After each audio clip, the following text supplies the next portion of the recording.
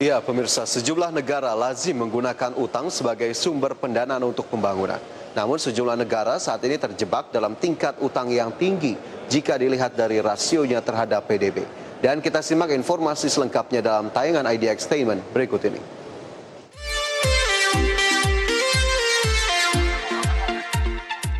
Di era pembangunan yang melibatkan kerjasama antar negara dan organisasi saat ini, pembiayaan pembangunan yang menggunakan dana utang menjadi sebuah hal yang lazim.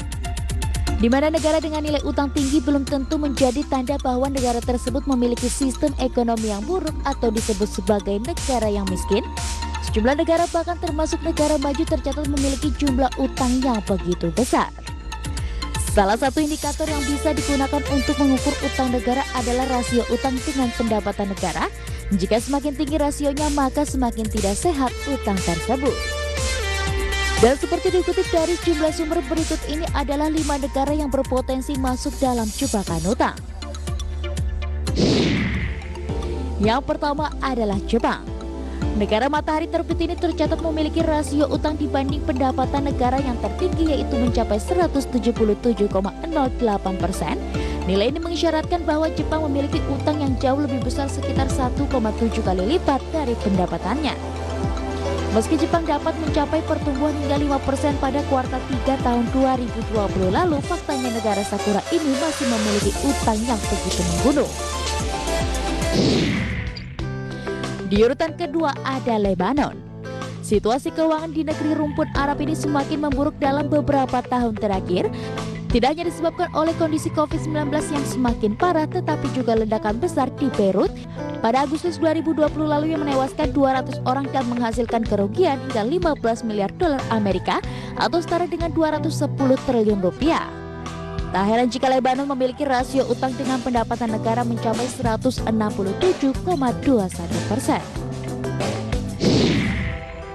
Berikutnya ada Italia.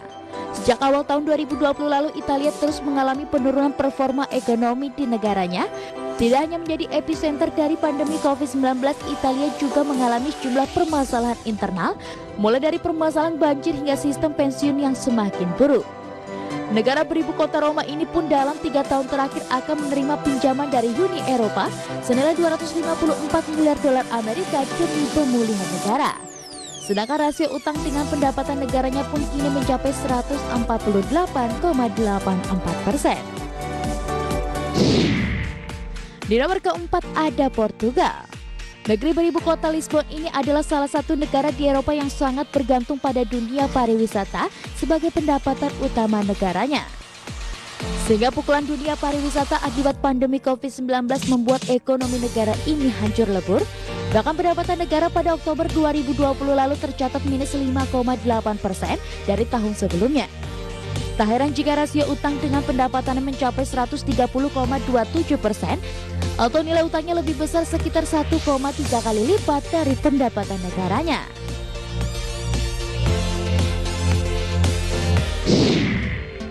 Di urutan terakhir ada Perancis. Saat ini Perancis menjadi negara dengan pengeluaran terbesar di Eropa dalam rangka upaya melakukan pemulihan ekonomi selama pandemi COVID-19.